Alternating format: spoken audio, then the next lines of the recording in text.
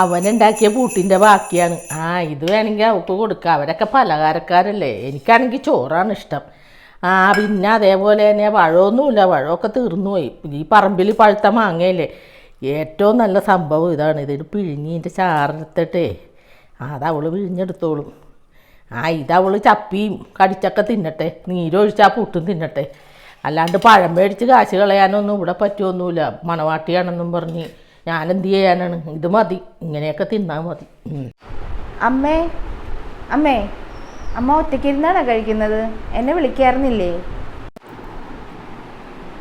നിന്നെ എന്തിനാ ഞാൻ വിളിക്കണത്? എനിക്ക് വിശന്നപ്പോൾ ഞാനെടുത്ത് കഴിക്കണ്. നിനക്ക് വിശക്കണമെങ്കിലേ നീ കഴിച്ചോളാം.